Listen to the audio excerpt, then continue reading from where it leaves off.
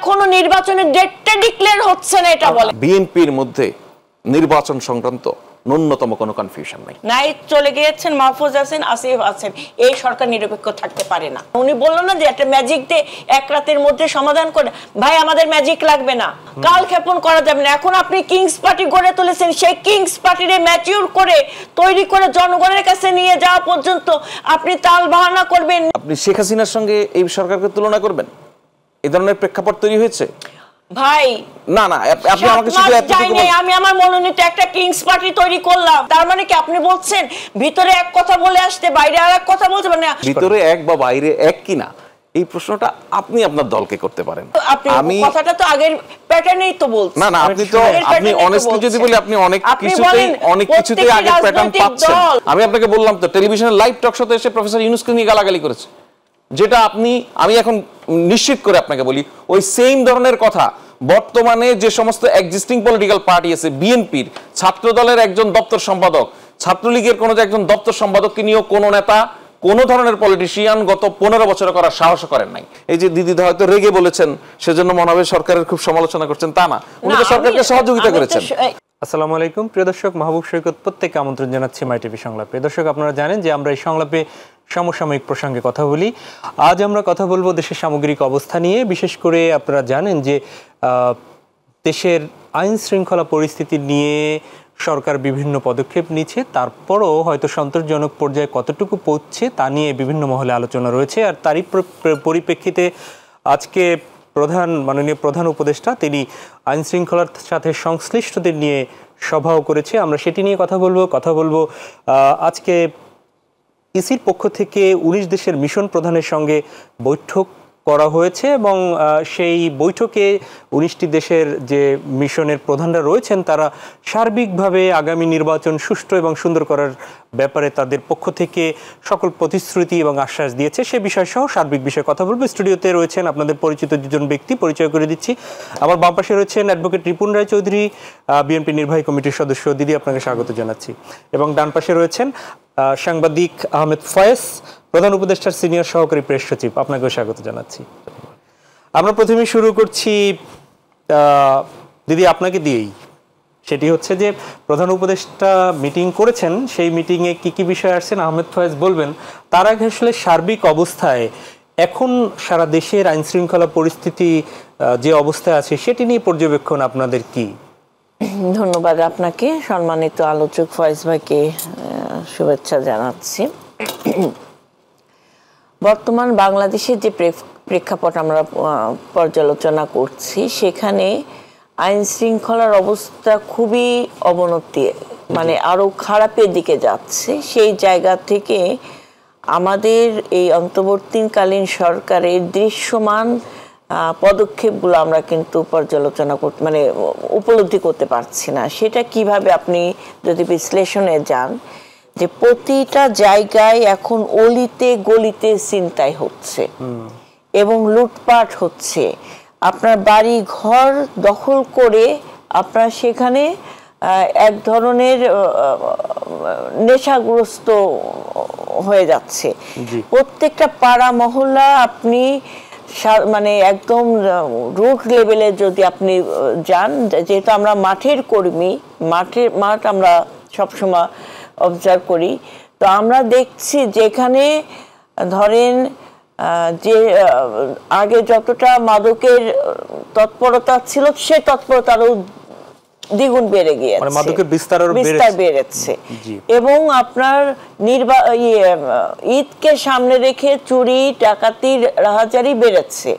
এবং আপনার যে একটা কালচার তৈরি হয়েছে, মব কালচার, ঠিক আছে, এই মব কালচার জাস্টিসের নামে বিভিন্ন বাড়ি ঘরে হানা দেয়া হচ্ছে এবং সেটাকে আসলে তাদের আইনগত কোনো মানে অধিকার আছে কিনা, এখতিয়ার আছে কিনা, সেটা নিয়ে কিন্তু সরকারের কোনো সুস্পষ্ট বক্তব্য নাই। এবং হ্যাঁ, স্বরাষ্ট্রমন্ত্রী বলছেন যে এখানে তাদের ছাত্র জনতার এই কাজ করার এখতিয়ার নাই, তারপরে কিন্তু বারবার এই ঘটনাগুলো হচ্ছে। এবং আপনি দেখেন সন্ত্রাসী ধরার ক্ষেত্রে আপনি আওয়ামী দোসর বলেন, একজন দাগী আসামি বলেন কিংবা একজন সন্ত্রাসী বলেন, তাদেরকে ধরার ব্যাপারে কিন্তু উদ্যোগ গ্রহণ করা হচ্ছে না। এই কাজগুলো থেকে সাধারণ জনগণের যে দুর্ভোগ, সেই দুর্ভোগ কিন্তু কমছে না। একই সাথে সারা বাংলাদেশে গণরেপ, আপনার পরিবহনে রেপ, ইফটিজিং এবং নারীদের উপর এক ধরনের খর্ব নেমে আসছে, যাতে স্বাভাবিক জীবনযাত্রার কোনো অবস্থা নাই।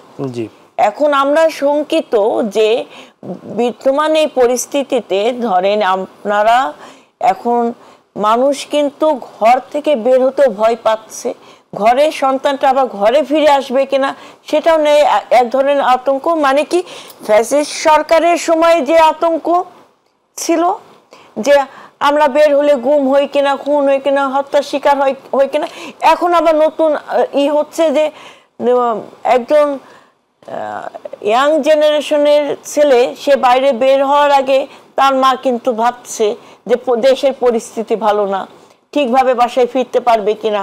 আমরা যারা রাজনৈতিক কর্মীরা আছি আমরা নিরাপত্তাহীনতায় ভুগছি। হ্যাঁ, সব কিছু মিলায়ে আইন শৃঙ্খলার অবস্থা খুবই নাজুক অবস্থা। এই অবস্থায় আমাদেরকে সবাইকে ঘুরে দাঁড়ানোর জন্য পদক্ষেপ গ্রহণ করতে হবে। এখন আমি একটু শুনে আসি, অনেকগুলো বিষয় আপনি বলেছেন। শুধুমাত্র কি আইন শৃঙ্খলা পরিস্থিতির সরকারের দায়ভারটা সরকারের জায়গায় কিনা সেটিও আমরা আপনার কাছ থেকে জানতে চাইবো। তবে আহমেদ ফয়েজ, আপনি সরকারের সাথে কাজ করছেন, অন্তর্বর্তী সরকারের সাথে প্রেস উইংয়ে রয়েছেন, আপনার কাছ থেকে একটু শুনি যে সরকারের এই পদক্ষেপগুলো কি কি নিচ্ছেন। আজকেও তো প্রধান উপদেষ্টা মিটিং করলেন, সেই জায়গায় দিদির সব বিষয়ের সাথে আপনি কতটা একমত এবং পদক্ষেপগুলো কি নেওয়া হচ্ছে সরকারের পক্ষ থেকে, কতটুকু অগ্রগতি হলো? আপনাকে ধন্যবাদ, একই সঙ্গে দিদিকে শুভেচ্ছা, যারা দেখছেন তাদেরকেও শুভেচ্ছা। দিদির সবগুলি বিষয়ের সঙ্গে বা কতগুলি বিষয়ের সঙ্গে আপনি একমত। আমি একটা বিষয়ের সঙ্গে মারাত্মকভাবে একমত ওনার সঙ্গে, সেটা হচ্ছে ভয় পাচ্ছে মানুষ। এটা যৌক্তিক বেশ কিছু কারণ আছে। ধরেন যৌক্তিক কারণের একদম, আমি যদি জার্নালিজমের ইথিক্যাল জায়গা থেকে বলি বা জার্নালিজমের কমন সেন্স থেকে বলি অথবা অপরাধ বিজ্ঞানের জায়গা থেকে বলি, এই যে ধরুন দিদি এতক্ষণ যে কথাগুলি বলছে, আজকে আপনাদের এই শোটা যখন প্রচার হবে, শুধুমাত্র এই একটা কমপ্লিট শো না, আপনারা আবার এটা কেটে কেটে রিলস আকারে টিকটকের ভিডিও, মানে শর্ট ভিডিও আপনারা প্রকাশ করেন। যদি দিদি শুরুর অংশটুকুতে যতটুকু কথা বলেছেন ততটুকু কেটেই আপনি প্রচার করেন, ওই অতটুকু দেখার পরে যে কোনো মানুষের ভয় লেগে যাবে। ভয় তো সংক্রামক। এখন পরিস্থিতি কি, একটা হচ্ছে যে খুবই ইতিবাচক দিক আমাদের কাছে, এইটা এর একটা নেগেটিভ ইম্প্যাক্ট আছে, এটা সত্য, কিন্তু আমাদের কাছে ইতিবাচক দিক কি কারণে বলছি, ধরেন গত 15-16 বছরে আমাদের সমাজের কিছু সাধারণ ক্রাইম বলে জিনিস আছে, যেগুলি বিভিন্ন সময় ক্রাইমগুলি ঘটে। ওই ক্রাইমগুলির ক্ষেত্রেও আমরা গণমাধ্যমে এক ধরনের সেন্সরশিপ দেখেছি, যে হাতিরঝিলে একটা ছিনতাইয়ের ঘটনা ঘটেছে বা একটা রাহাজানি হয়েছে বা ওখানে একটা ঘটনা ঘটেছে, সেই ঘটনাটা আপনার টেলিভিশন প্রকাশ করছে না কেন? এটা প্রকাশ করার মধ্য দিয়ে শেখ হাসিনার সরকারের বদনাম হয়ে যেতে পারে, ইমেজ ক্ষুণ্ণ হতে পারে। এই ধরনের এক ধরনের সেলফ সেন্সরশিপ আমরা গণমাধ্যমে দেখেছি, যেটা আপনি খুব আমার চেয়ে বেশি, অনেক বেশি আপনি প্রত্যক্ষ করেছেন। তো এই সেলফ সেন্সরশিপের ফলে সামাজিক অনেক অপরাধও গণমাধ্যমে আলোচনায় আসেনি। তো আমরা আবার এই দিক থেকে, যেহেতু গণমাধ্যমগুলি এখন একদম ছোটোখাটো সব ঘটনাও গণমাধ্যমে তুলে নিয়ে আসার সুযোগ পাচ্ছে, কোনো ধরনের সেলফ সেন্সরশিপ কাজ করছে না, এক্সটার্নাল সেন্সরশিপের তো প্রশ্নই আসে না, সে জায়গায় এটা আমাদের জন্য অত্যন্ত ইতিবাচক যে কোনো ঘটনাই যখন প্রকাশ্যে আসছে সেটা তড়িৎ ব্যবস্থা নেওয়ার জন্য এটা একটা সহায়ক ভূমিকা পালন করছে। তো এটার আমি নেগেটিভ ইমপ্যাক্ট যেটা বলছিলাম, যে অনেক ক্ষেত্রে দেখা যায় যে এই যে খবরগুলি প্রকাশ হচ্ছে, এটা এক ধরনের ভীতির সঞ্চার করে মানুষের মধ্যে। আপনি ধরুন এই আপনাদের এই অফিসের আশেপাশে এই হাতিরঝিল এলাকাতেই একটা ঘটনা আমরা দেখলাম, রাতের 11:30-12টার দিকে ফেসবুক গ্রুপগুলিতে ছড়িয়ে পড়লো যে অস্ত্র ঠেকিয়ে সব নিয়ে যাচ্ছে এরকম একটা মোটরসাইকেল থেকে। হ্যাঁ, পরে এটা নিয়ে রাতভর মানুষের মধ্যে এক ধরনের আতঙ্ক তৈরি হলো। সকাল পর্যন্ত এটা জানা গেল যে এটা একটা ভিডিও, এটা তৈরি করা, এটা একটা স্টেজড, এটা কোনো একটা সিনেমা নাটক বা ওই ফেসবুক ইউটিউবে কন্টেন্ট তৈরি করার জন্য তৈরি করে। তো পরিকল্পিত একটা গ্রুপও কিন্তু এ বিষয়ে কাজ করছে যে এই জিনিসগুলিকে বেশি বেশি প্রচার করা বা বানোয়ার জিনিসকে সামনে নিয়ে আসা, যাতে মানুষের মধ্যে ভীতির সঞ্চার করা যায়। তো এইসব কারণে মানুষের মধ্যে যে ভয়টা আছে এটা তো সত্য, এটাকে তো উপেক্ষা করার কোনো জায়গা নেই। তো এখন সরকারের দিক থেকে আপনি যদি বলেন যে নাগরিকদের মধ্যে ভয় আছে, এটা নিয়ে সরকার বসে থাকলে চলে না।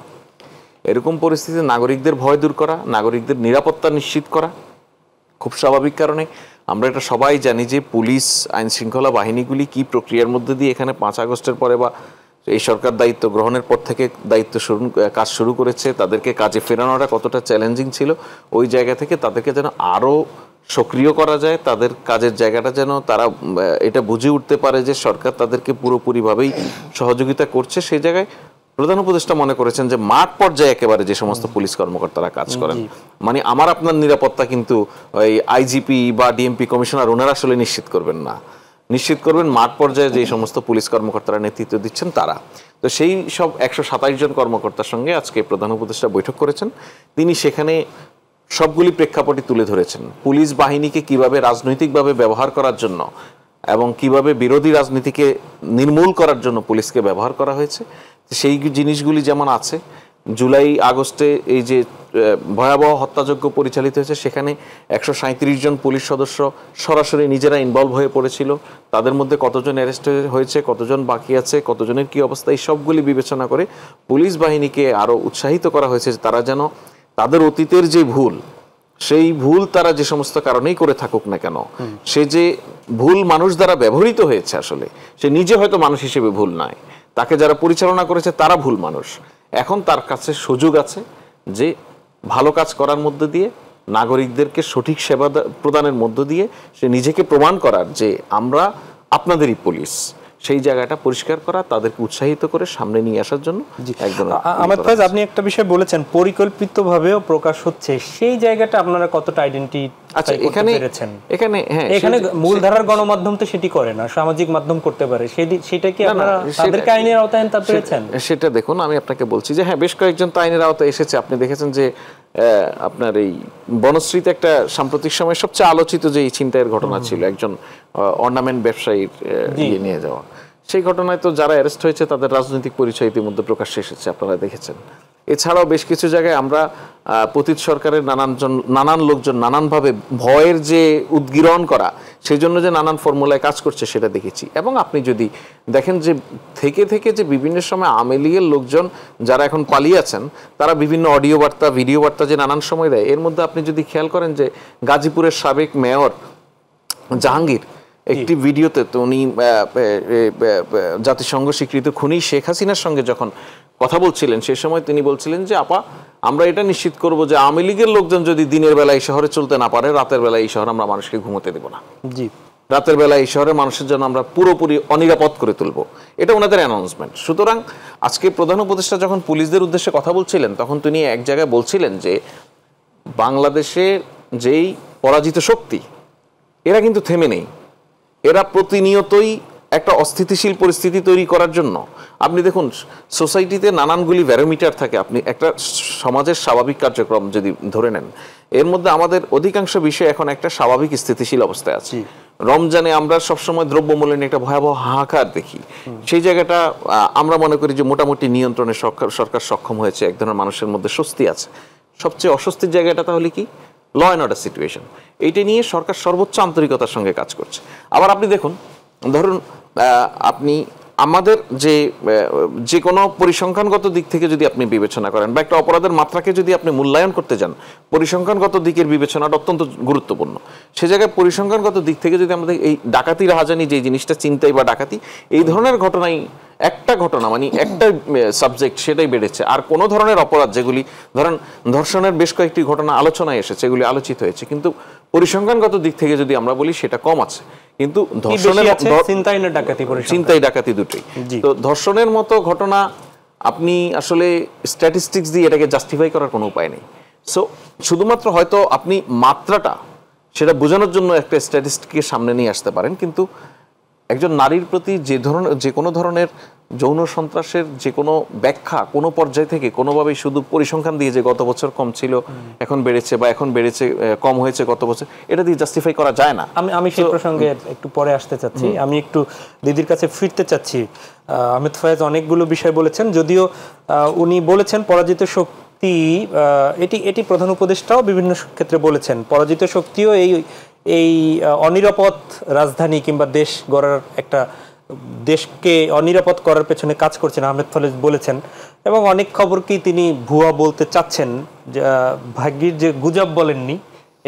না দেখুন, আমি ভুয়া বলতে চাওয়া না চাওয়া না, আমি আপনাকে একটা ফ্যাক্ট বললাম। হ্যাঁ, ফ্যাক্ট বললেন, এটা তো আমার তো ধরুন আমি আপনাকে এখানে বলি কথাটা, ধরুন দিদির তো রাজনীতি করেন না, রাজনৈতিক কারণ আছে, অনেক কথা বলতে হয় বলেন, আমার তো কোনো কারণ নাই ভাই, আমি তো রাজনীতি করতেছি না, আমার আপনাকে খুশি করা অখুশি করার মধ্যে আমার কিছু যায় আসে না। আমি আপনাকে যেটা ফ্যাক্ট শুধু অতটুকুই বলতে পারি। আমরা আমাদের দর্শকরা জানে যে আপনি পেশাদার সাংবাদিক, সেই জায়গা থেকে আপনার পর্যবেক্ষণ আপনি বলেছেন। আমি একটু দিদির কাছে আসতে চাচ্ছি। দেখুন, বিগত ফ্যাসিস্ট সরকারের সময়ে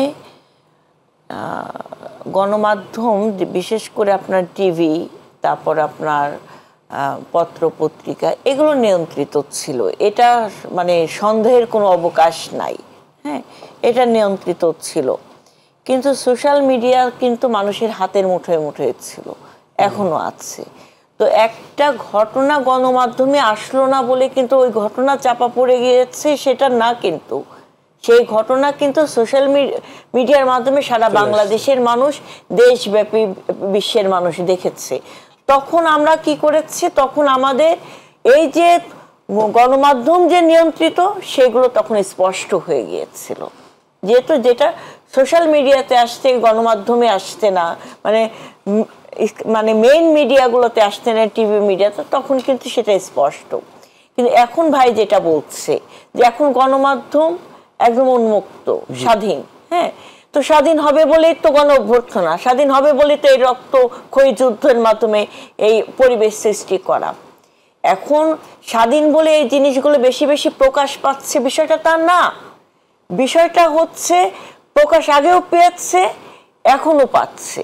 এখন আপনি কিভাবে নিয়ন্ত্রণ করতে পারছেন সেটা সরকারের দক্ষতার উপর ডিপেন্ড করবে। হ্যাঁ, বিগত দিনে ফ্যাসিস্ট সরকারের আমলে ধর্ষণের সাথে জড়িত যারা, তাদের একটারও সুষ্ঠু তদন্ত করে নাই, বিচার করে নাই, যার কারণে তার মাত্রা বেড়ে গিয়েছে। কিন্তু 5 আগস্টের পর যতগুলো ধর্ষণ হয়েছে কিংবা নির্যাতন হয়েছে, সেটারও আমরা দৃশ্যমান কোনো বিচার আমরা দেখতে পারি নাই, 1 নাম্বার। 2 নাম্বার হচ্ছে আপনার এই যে মব জাস্টিসের নামে বিভিন্ন জায়গায় যে ঘটনাগুলো ঘটানো হচ্ছে, এই ব্যাপারে সরকারের এত নমনীয়তা কেন? এই প্রশ্নগুলো তো সাধারণ জনগণের মধ্যে থাকে।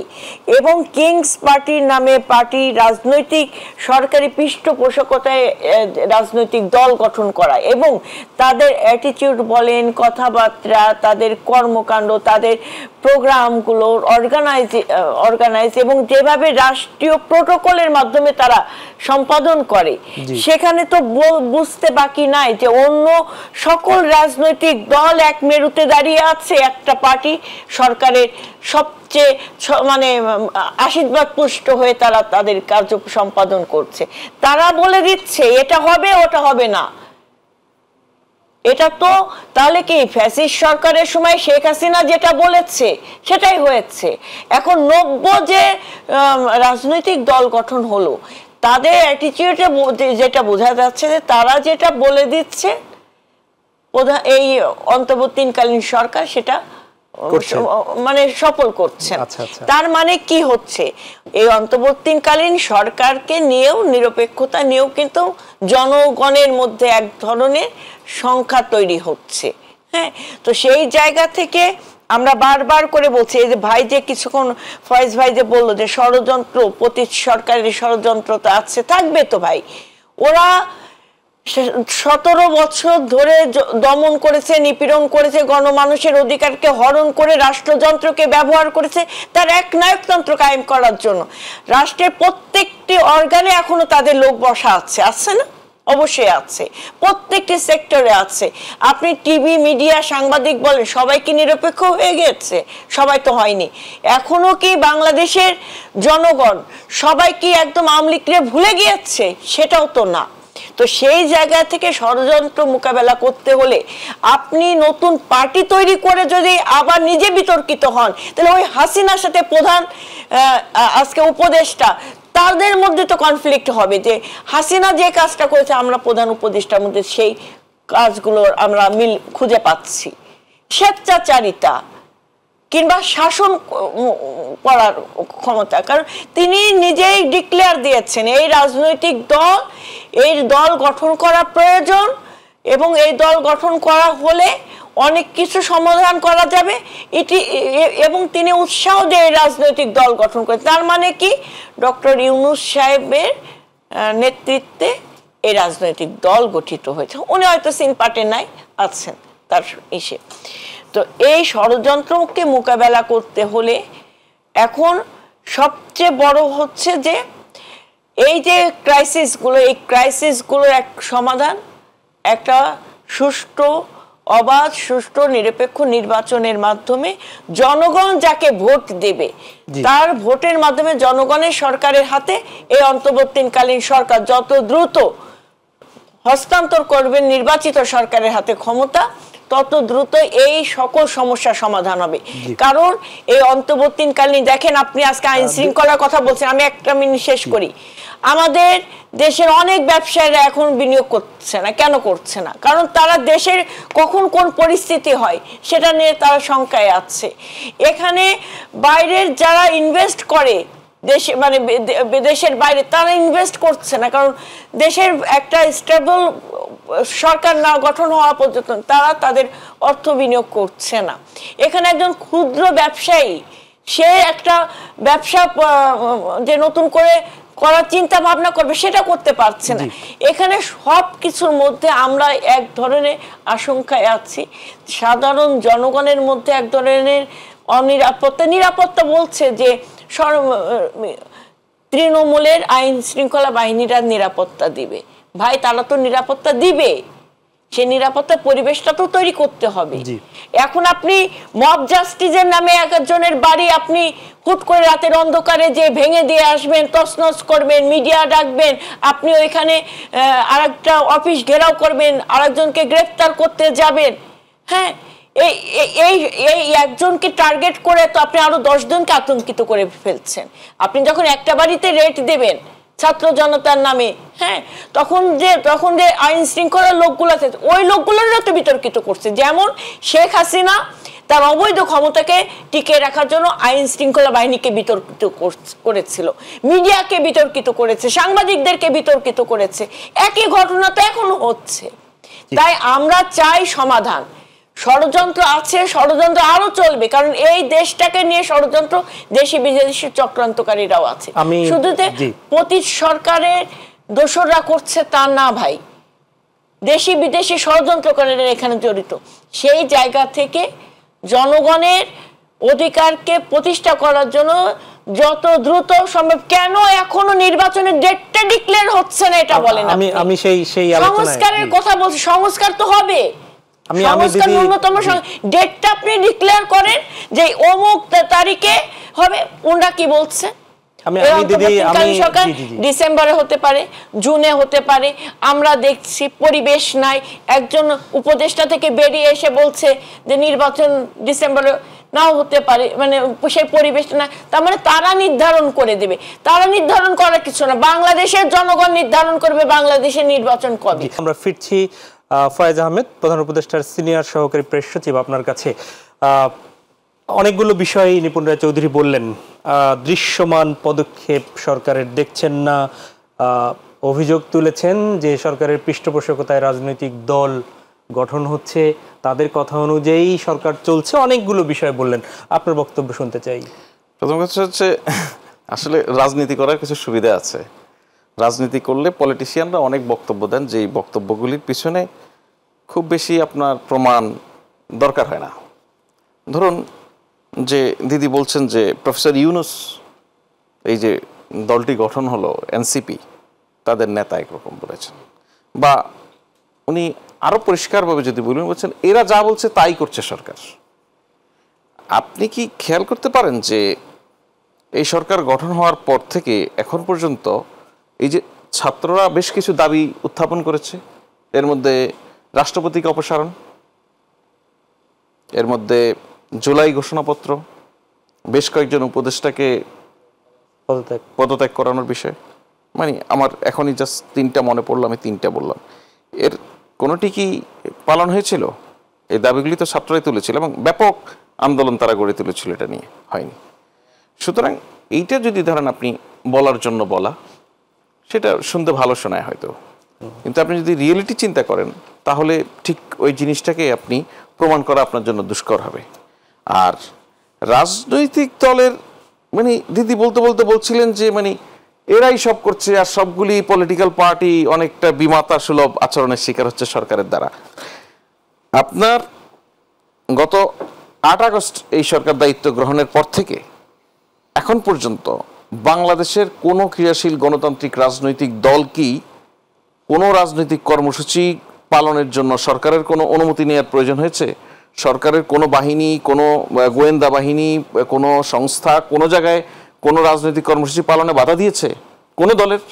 অথচ মানে কি এই যে বাধা দিতে হবে না, একটা গণতান্ত্রিক রাজনৈতিক পরিবেশ নিশ্চিত করা, এটা তো সরকারের দায়িত্ব, সরকার সেটা করেছে।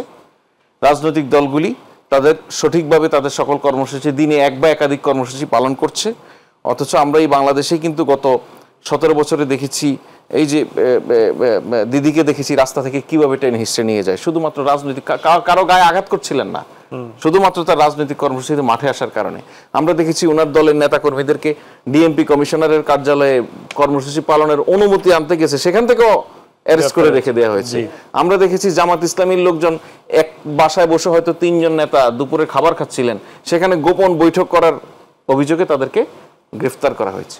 তো বাংলাদেশে তো এরকম কোন রাজনৈতিক পরিবেশ এখন জঙ্গিবাদী বই বলা হচ্ছে। এক্স্যাক্টলি, তো এরকম কোন রাজনৈতিক পরিবেশ এখন বিদ্যমান নাই যে নবগঠিত জাতীয় নাগরিক পার্টি তারা কর্মসূচি পালন করার সুযোগ পাচ্ছে, তারা পর কর্মসূচি পালন করছে, সেখানে অন্যান্য রাজনৈতিক দলগুলি কোনো কর্মসূচি পালন করতে পারছে না। তো এই ধরনের তো কোনো বাস্তবতা নাই, বা এমন কোনো ঘটনা নাই যে নাগরিক পার্টির কর্মসূচিতে গিয়ে সরকারের লোকজন বক্তব্য বিবৃতি দিচ্ছে বা সরকার কোনো বাড়তি অ্যাডভান্টেজ দিচ্ছে, এমন তো কিছু হচ্ছে না। আমি না, এখানে একটু বলি, তো অনেকগুলি বিষয় বলেছেন। সোশ্যাল মিডিয়া আগেও ছিল, এখনো আছে। আপনি বলেন তো, আপনি একজন গণমাধ্যম কর্মী হিসেবে আপনি কি কোনোদিন সরকারের ন্যূনতম কোনো না কোনো গ্রুপ বা ক্ষমতাসীন দলের কারো দৃষ্টিতে আপনি একটু খারাপ হয়ে উঠতে পারেন এমন কোন স্ট্যাটাস দেওয়ার সাহস করতে পেরেছেন? এটা ডিফিকাল্ট ছিল, নাগরিকদের পক্ষেও ডিফিকাল্ট ছিল। আর এখন তো ধরুন প্রধান উপদেষ্টাকে নিয়ে প্রতিনিয়ত আপনার টেলিভিশন টক শোতে প্রধান উপদেষ্টাকে একরকম গালাগাল করা হচ্ছে। ওই টেলিভিশনের টক শো বন্ধ হয়েছে নাকি আপনার দলের ওই নেতাকে কেউ তুলে নিয়ে গেছে? কিছুই তো ঘটে নাই, করছে। সুতরাং এই যে যখন আপনি একটা সহনশীল গণতান্ত্রিক অবস্থা সৃষ্টি করবেন, তখন মানুষও তার সবগুলি উইপনকে ব্যবহার করবে তার মত প্রকাশের জন্য। তো আগে যেমন গণমাধ্যম নিয়ন্ত্রিত ছিল, সামাজিক মাধ্যমও নিয়ন্ত্রিত ছিল, এটা অস্বীকার করার কোনো জায়গা নেই। শত শত সোশ্যাল মিডিয়া অ্যাকাউন্ট ডিসেবল করে দেওয়া হয়েছিল, শত শত নাগরিককে ডিএস এর মতো আইন দিয়ে অ্যারেস্ট করা হয়েছিল, শত শত। সুতরাং ওই আইনগুলি তো করা হয়েছে নিয়ন্ত্রণ। এখন তো মানুষ জানে যে আমার এখন ডিএসএ নাই, আমি সোশ্যাল মিডিয়ায় পোস্ট দিচ্ছি, আমি এর করতেছি সে করতেছি, সরকার বিব্রত হয় কি হয় না, এই কোনো বিষয় নাই। সরকার বরঞ্চ এগুলিকে এনকারেজ করছে যে কোনো ফর্মে। ইমিডিয়েটলি মনে হতে পারে যে এটা সরকারকে এম্বারেস করছে কিনা, এই খবর প্রকাশ হওয়ার মধ্যে দিয়ে নাগরিকরা মনে করতে পারে কিনা যে সরকার এটা পালনে ব্যর্থ হচ্ছে। কিন্তু এই সরকারের ওইভাবে ব্যর্থতা এবং সফলতা প্রচারের কোনো কারণ নাই যে এই সরকারের কেউ গিয়ে পরবর্তী নির্বাচনে অংশ নেবে না, যে আমার এই সাফল্য দিয়ে আমাকে ভোট আনতে হবে। সুতরাং ওই জায়গাগুলি থেকে আপনি সমালোচনা করেন, কোনো অসুবিধা নেই, মুক্তভাবেই করেন, সঠিক করেন, সমালোচনাই ভুল করেন তাও সমস্যা নেই, কিন্তু করার ক্ষেত্রে এইভাবে চিন্তা করতে হবে আমি নাগরিককে কোনোভাবে বিভ্রান্ত করছি কিনা। দিদি কয়েকটা বিষয় কিন্তু সুনির্দিষ্ট বলেছেন, সেটি হচ্ছে যে ধর্ষণের দৃশ্যমান বিচার উনি দেখছেন না, মব জাস্টিস হচ্ছে সরকারের নমনীয় তাদের ব্যাপারে। ওকে, প্রথম কথা হচ্ছে ধর্ষণের কোনো একটিরও বিচার দিদি দেখেন নাই, আমি ওনার সঙ্গে একমত। বাংলাদেশের ইতিহাসে এত দ্রুত সময়ের মধ্যে দিয়ে কোনো নির্বাচন বিচার প্রক্রিয়া সম্ভব কিনা, বিচারের নামে সেটা অবিচার হবে কিনা সেটা চিন্তা করতে হবে। কিন্তু সরকার সাম্প্রতিক সময়ে মাগুরার একটি ধর্ষণের ঘটনায় কি পদক্ষেপ নিয়েছে সেটা তো আপনারা দেখেছেন, বা গত 6 মাসে ধর্ষণের অভিযোগ যতগুলি এসেছে এর অধিকাংশ ক্ষেত্রেই সকল আসামিরা গ্রেপ্তার হয়েছে।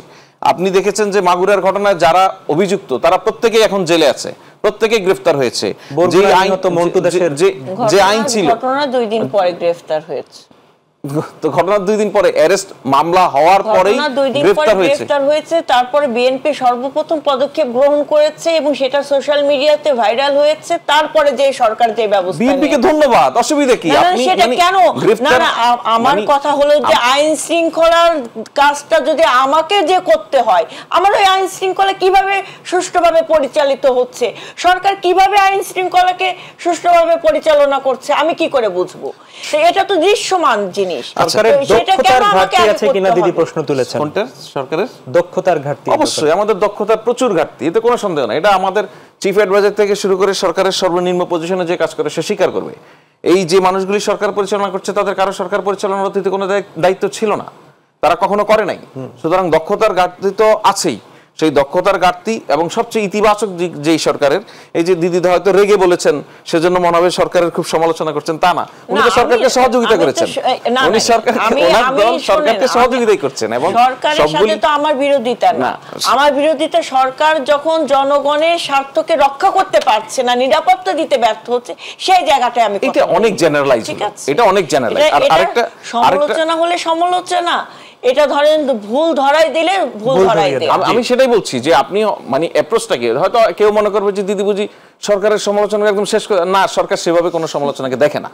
আমি আপনাকে বললাম তো, টেলিভিশনের লাইভ টক শোতে এসে প্রফেসর ইউনূসকে নিয়ে গালাগালি করেছে, যেটা আমি এখন নিশ্চিত করে আপনাকে বলি ওই সেম ধরনের কথা বর্তমানে যে সমস্ত এক্সিস্টিং পলিটিক্যাল পার্টি আছে, বিএনপির ছাত্র দলের একজন দপ্তর সম্পাদক, ছাত্রলীগের কোনো একজন দপ্তর সম্পাদককে নিয়েও কোনো নেতা, কোন ধরনের পলিটিশিয়ান গত 15 বছরে করার সাহস করেন নাই। এই ধরনের কথা প্রফেসর ইউনূসকে নিয়ে বলেছেন, কেউ গিয়ে উনাকে বলে নাই যে আপনি এটা আমরাও সাক্ষী, আমাদের সেটেও অনেক সময় এখন বাস্তবতা হচ্ছে যে আপনি তো এই সরকারের সমালোচনা করার সব সুযোগ সবচেয়ে বেশি। কারণ আমি যেটা আপনি বলছিলেন যে দক্ষতা নিয়ে প্রশ্ন আছে কিনা, আছেই তো, এখানে কেউই দক্ষ না, দক্ষ পলিটিশিয়ানরা, দেশ চালাবে পলিটিশিয়ানরা, সেই লক্ষ্যেই পলিটিশিয়ানদের আগে আহমেদ ফায়েজ কিছুটা দক্ষ কি বাঁচা যেত না? আপনি যেমনটা বললেন যে এই যে পদত্যাগের দাবি তুলেছিল, সেই বিষয়ে আমি আপনাকে কিছুই বলতে পারবো না কিছুটা দক্ষ বাঁচা যেত কিনা। কারণ যে যাদেরকে বেছে নিয়ে আসা হয়েছে, যারা আছেন তাদেরকে দক্ষ মনে করে বেছে নিয়ে আসা হয়েছে। আহমেদ ফায়েজ, আপনি দেখেছেন সন্ত্রাসী সাজ্জাদের স্ত্রী বক্তব্য, বান্ডিল বান্ডিল টাকা ছেড়ে আমার জামাইকে নিয়ে আসবো। এই যে দিদি বললেন যে ঘটনা ঘটছে, দৃশ্যমান হচ্ছে, সোশ্যাল মিডিয়া বা মূল স্ট্রিম মিডিয়ায় দেখাচ্ছে, তারপর পদক্ষেপ নিতে এই বান্ডিল বান্ডিল টাকা দিয়ে তার হাজবেন্ডকে ছেড়ে দেওয়া হয়েছিল। কিন্তু এটি যখন সে বলে এবং মানে সে যখন বলে একজন বলবে এখানে দেখে নিব, হুমকিও তো দিয়েছে, একজন বলবে সেখানে ধরেন মবের কথা বলছিলেন উনি, সে তো হুমকিও দিয়েছে যারা তাকে ধরিয়ে দিয়েছে, এবার তোমরা দেখবা। এটা ভাই বেআইনি বিষয় না। আপনি শুনেন, আপনি একজনের স্বামীকে ধরে নিয়ে গেছে, সে সেটা কিভাবে বহিঃপ্রকাশ ঘটাবে, সন্ত্রাসী কায়দায় কথা বলবে না কি কায়দায় বলবে, যে বলার আগ পর্যন্ত গিয়ে তো তার মুখ চেপে সরকার বসে থাকতে পারবে না, তাই না? আপনি ধরুন গুলশানে একটা বাড়িতে একটা সংঘবদ্ধ অপরাধ চক্রকে প্ররোচিত করা হলো যে এখানে টাকা আছে, এই টাকা হচ্ছে এই সেই বলে ওই বাড়িতে হামলা করা হলো, আপনি সেটাই বলছেন। কিন্তু ওই ঘটনা যে 3 জন অ্যারেস্ট হয়েছে আপনি সেটা বলছেন না। এখন ধরুন 5 তারিখের পর থেকে যে বাস্তবতার মধ্যে দিয়ে আমরা যাচ্ছি, নানান ধরনের এই যে সংঘবদ্ধ গ্রুপ গিয়ে বিভিন্ন জায়গায় নিজেরা বিচার করার চেষ্টা করছে, নিজেরাই পুলিশ সেজে যাওয়ার চেষ্টা করছে, এটা তো বাস্তব, এটা আমরা অস্বীকার করছি না। কিন্তু ওই জায়গা থেকে উত্তরণের জন্য কি করতে হবে, পদক্ষেপ অনুযায়ী পর্যায়ক্রমে এই জায়গাগুলিতে সরকারকে কঠোর হতে হবে। সরকার কঠোর হয়েছে, যে এখন একটি ঘটনা ঘটুক সেখানে অ্যারেস্ট হচ্ছে না। আপনি যে ছাত্র জনতার কথা বলছেন, এই সাম্প্রতিক সময়ে নানানগুলি ঘটনায় বিভিন্ন জন ছাত্র জনতা অ্যারেস্ট হয়েছে, জেলে আছে এখন। সুতরাং আপনি সবচেয়ে ভালো হতো, যেটা প্রত্যাশা অনুযায়ী সবচেয়ে ভালো হতো, প্রফেসর ইউনূসের কাছে বা এই দেশের যে কোনো নাগরিকের কাছে যদি এমন কোনো ম্যাজিক থাকতো যে 5 তারিখের পরে শেখ হাসিনার একদম ধ্বংসযোগ্য যেটা করে দিয়ে গেছে, যেটা সব গণতান্ত্রিক সকল প্রতিষ্ঠান, আমাদের বিচার বিভাগ বলেন, মানুষের প্রতি মানুষের শ্রদ্ধাবোধের যেই সোশ্যাল ক্রাইটেরিয়া, সেগুলি সহ সবকিছু এমনভাবে ধ্বংস করে দিয়ে গেছে। কোনো ম্যাজিক থাকলে ভালো হতো, যেটার মধ্যে দিয়ে ওভারনাইট সবকিছু পাল্টে যেত, সেটা নাই, জি কারো কাছে নাই। জি ধন্যবাদ। দিদি আপনার কাছে ফিরি, আপনি নির্বাচনের কথা বলেছেন, নিশ্চয়ই নির্বাচনের ব্যাপারে সরকারও ডিসেম্বর না হলে জুন বলেছে, স্বল্প মেয়াদী সংস্কার হলে ডিসেম্বর বলেছে, আর একটু ভালো করে হলে জুন, এটি আহমেদ ফয়েজ বলবেন।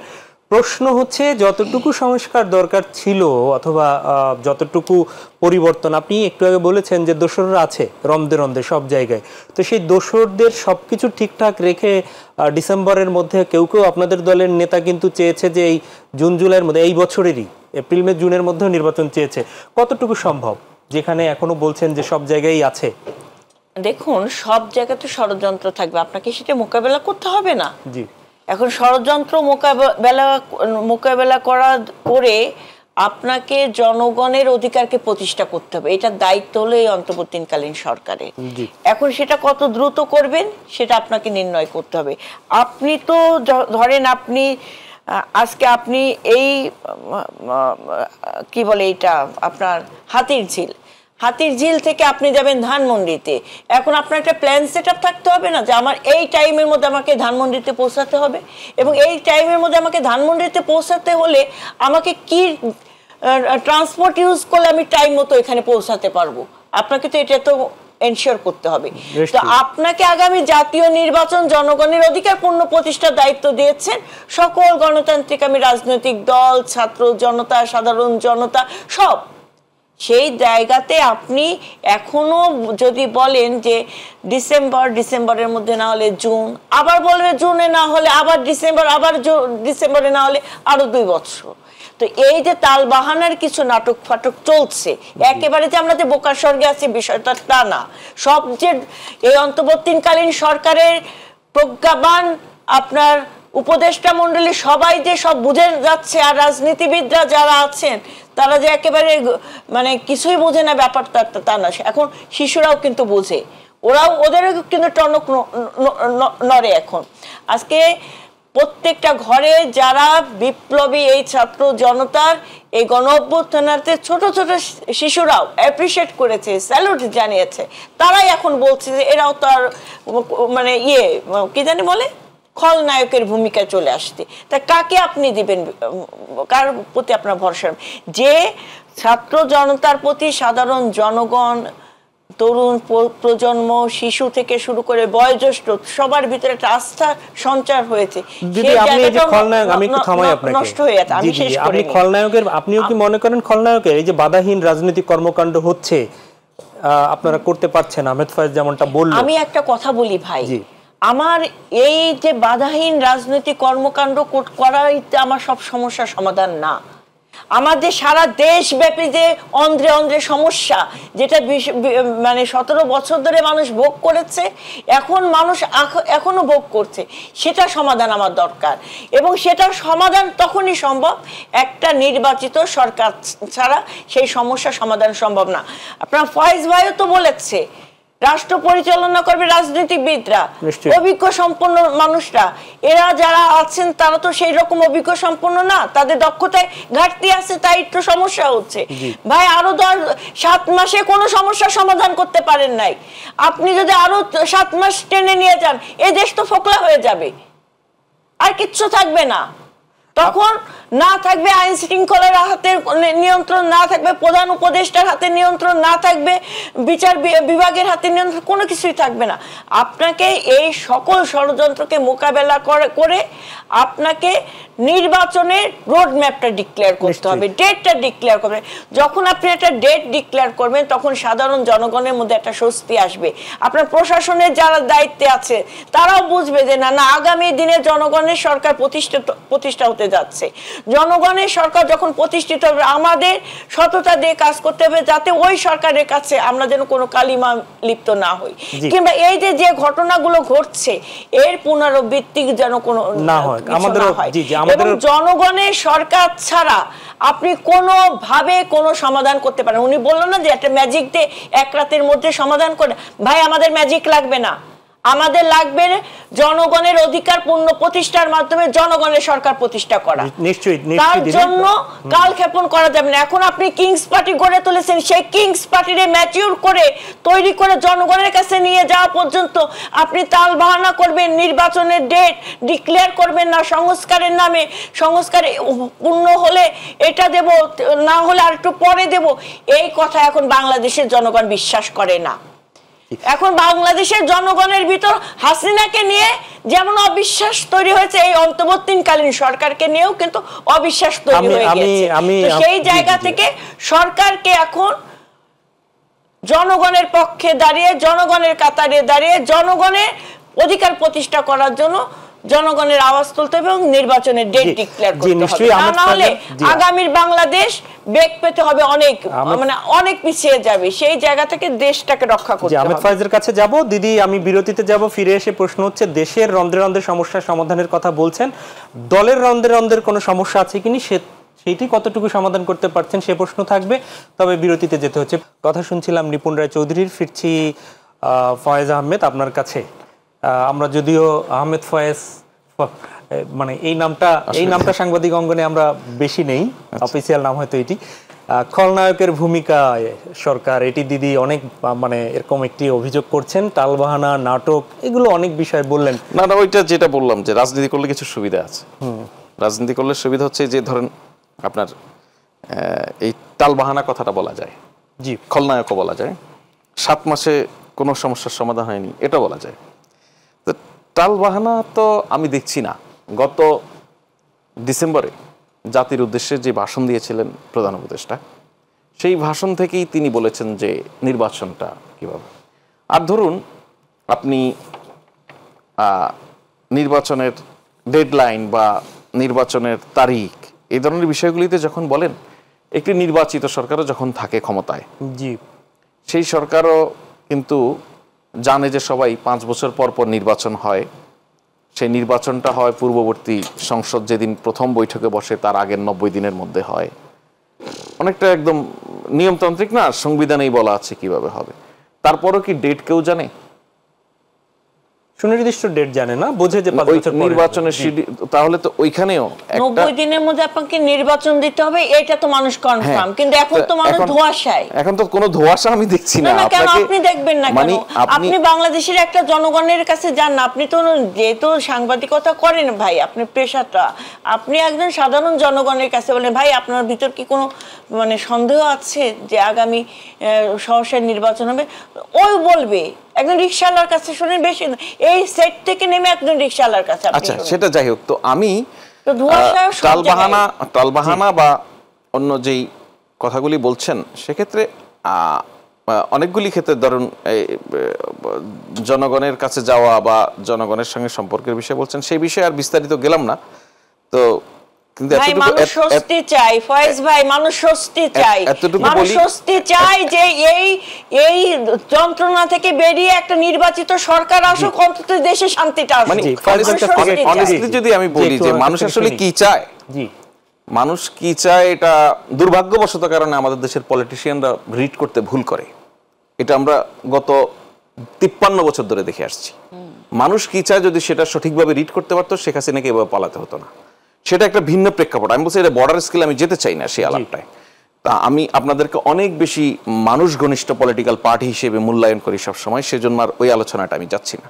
কিন্তু একটা কথা আপনাকে আমার বলে রাখতেই হচ্ছে, সেটা হচ্ছে আপনার দলের শীর্ষ নেতৃত্ব নির্বাচন নিয়ে যে ধরনের তথ্য রাখেন বা নির্বাচন নিয়ে তাদের মধ্যে যে ধরনের তথ্য আছে, যে ধরনের ধারণা ওনারা পোষণ করেন, আনফর্চুনেটলি সেই তথ্যগুলি আপনাদের পর্যন্ত যে কোনো কারণে হোক গড়ায় না।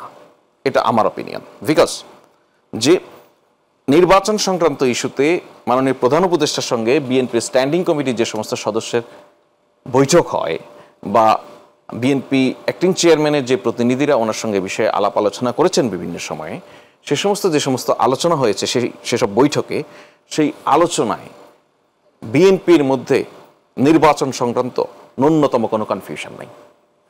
আমি কি বিএনপির বাইরে চলে গেলাম? আমি আপনাকে বললাম তো, আমি আপনাকে বিএনপির বাইরে বলছি না। আমি বলছি যে যেই প্রতিনিধি দলের সঙ্গে প্রধান উপদেষ্টার বৈঠক হয়, সেখানে আমার থাকার সুযোগ হয়, মাঝে মধ্যেই আমি থাকি, তাতে আমি বিএনপির কোন প্রতিনিধি দল এখন পর্যন্ত নির্বাচন সংক্রান্তে কোন ধরনের বিএনপি কেন কোন রাজনৈতিক দল বৈঠক শেষ করে এসে বলে নাই যে প্রধান উপদেষ্টা আমাদেরকে বলেছে এত তারিখের মধ্যে নির্বাচন দিতে এবং রোডম্যাপ? এখনো পর্যন্ত প্রত্যেকটি রাজনৈতিক দল প্রত্যেকটি জায়গায় বক্তব্য দিচ্ছে যে রোডম্যাপ ঘোষণা করে। আমি আপনাকে অনুরোধ বলছে, তার মানে কি আপনি বলছেন ভিতরে এক কথা বলে আসতে বাইরে আর এক কথা বলছে? মানে তাহলে তো আগের মতনই, আপনি কথাটা তো আগের প্যাটার্নেই তো বলছি। না না, আপনি অনেস্টলি যদি বলি আপনি অনেক কিছুতেই আগে প্যাটার্ন পাচ্ছেন। প্রত্যেকটি রাজনৈতিক দলের এই শীর্ষ নেতারা যারাই প্রধান উপদেষ্টার সাথে বৈঠক করছেন তারাই এসে সবার সমাবেশে তারাই বলছে যে রোড ম্যাপ ঘোষণা করে। এটা জাতি সবাই দেখেছে। কেন বলছে তারা? তাদের ভিতরে যদি কনফিউশন না থাকে তাহলে কেন বলছে যে আপনারা রোড ম্যাপ ঘোষণা করেন, আপনারা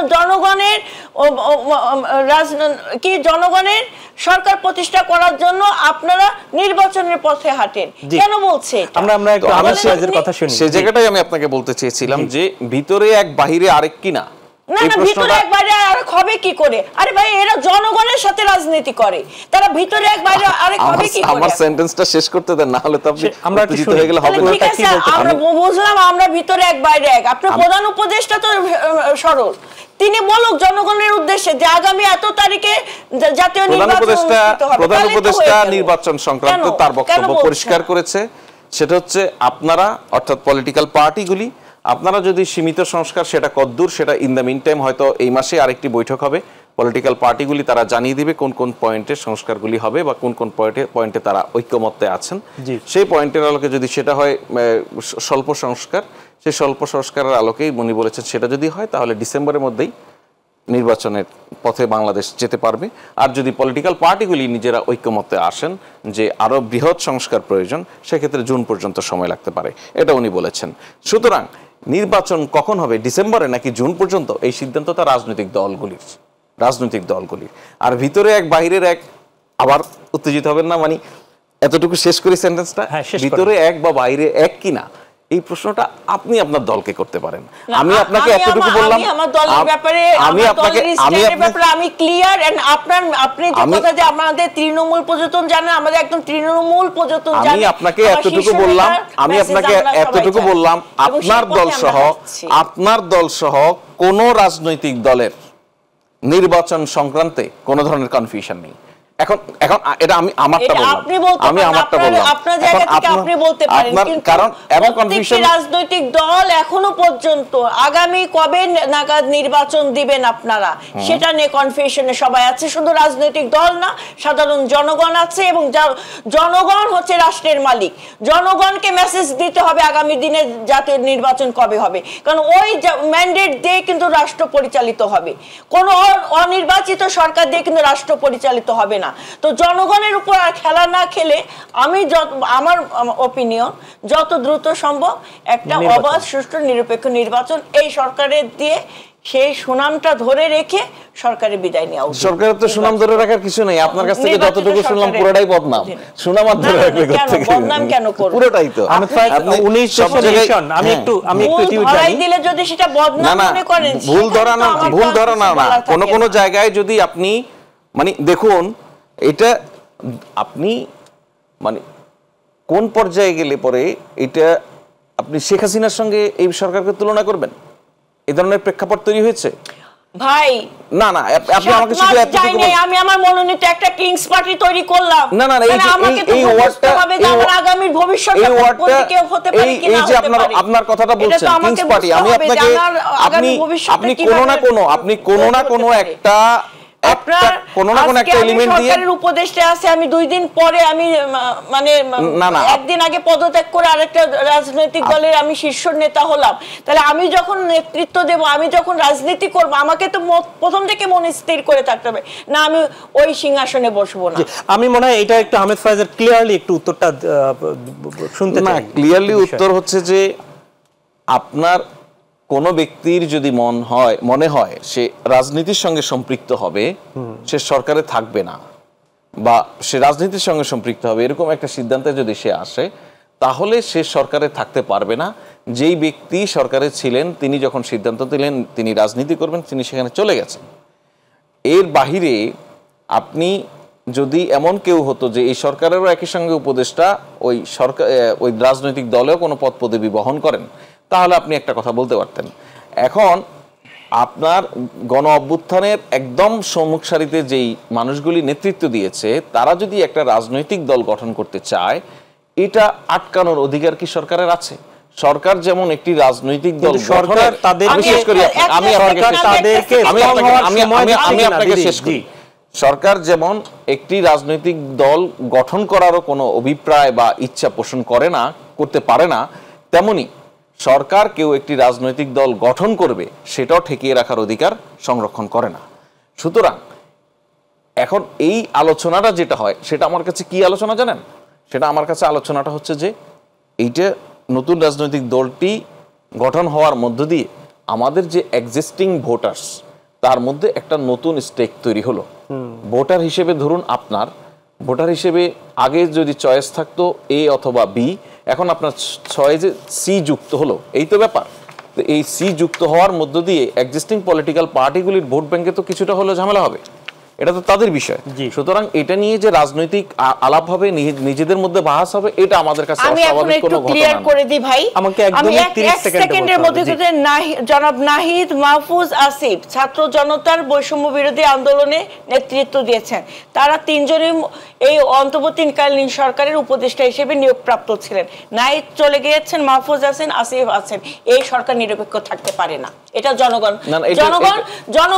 জনগণের বুঝতে আর বাকি নাই। নাহিদ এখন সরকারের বাইরে থেকে দল গঠন করেছে এবং তিনি যে সরকারের ভিতরে কাটি নাড়ান না তার কোনো গ্যারান্টি নেই। এবং যে অন্তর্বর্তীকালীন সরকারের কোন রাজনৈতিক দলের একটা নেতাও এই অন্তর্বর্তীকালীন সরকারের যুক্ত হননি, তাদের নিরপেক্ষতা বজায় রাখার জন্য এই সরকারকে সহযোগিতা করার জন্য সেই জায়গা থেকে সরকার বিতর্ক না। এখানে আমি একটু আপনাকে সরকারের বিতর্কিত এখন ছাত্র জনতা আমাদের কাছ থেকে শুনি, চোখের সামনে স্পষ্ট। একদমই ছাত্র জনতা বলতে কিন্তু ছাত্র দল, ছাত্র শিবির, ছাত্র ইউনিয়ন, ছাত্র ফেডারেশন, আমি একটু শেষ করে দিই, আমি একটু শেষ করি। তো এখন এদের দাবির বিষয় নেই তো, আপনি আমি সবাই দেখেছি কারণ নেতৃত্ব ছিল। এখন বিষয় হচ্ছে একটু সময় সকল রাজনৈতিক দল, আপনি আমাকে শুধু এতটুকু বলেন, সকল জনতা সবাই কেউ কে এই সরকারের অংশীদারিত্ব নিয়েছে, ভাগ নিয়েছে, কেউ নেয়নি। কেন নিল তারা? আর নিয়েছে যখন তারা আবার রাজনৈতিক দল গঠন। অনেক অনেক অনেক ধন্যবাদ অ্যাডভোকেট নিপুণ রায় চৌধুরী এবং অসংখ্য ধন্যবাদ ফয়েজ আহমেদ, আপনাদের দুজনকে। প্রিয় দর্শক, এই ছিল আমাদের আজকের আয়োজন। দেখা হবে পরবর্তীতে। আসলে আলোচনা, সমালোচনা, বিতর্ক, তর্ক যাই হোক না কেন, সবশেষে আমরা একটি নিরপেক্ষ এবং নির্বাচিত সরকার চাই এবং সেই সরকার যেন দেশের মানুষের আকাঙ্ক্ষা পূরণ করতে পারে। তার আগ পর্যন্ত দেশটা যেন শান্তি এবং শৃঙ্খলাভাবে চলে এবং দেশ গঠনে যতটুকু প্রয়োজন ততটুকু সংস্কার করে সবাই মিলে যেন একটি কল্যাণমূলক রাষ্ট্র গড়তে পারি, সেই প্রচেষ্টা সবাই করছে আমরা বিশ্বাস করি এবং সেই প্রচেষ্টায় আসুন আপনি সবাই অংশগ্রহণ করি, এই প্রত্যাশা রেখে শেষ করছি আজকের মাই টিভি সংলাপ। আল্লাহ হাফেজ।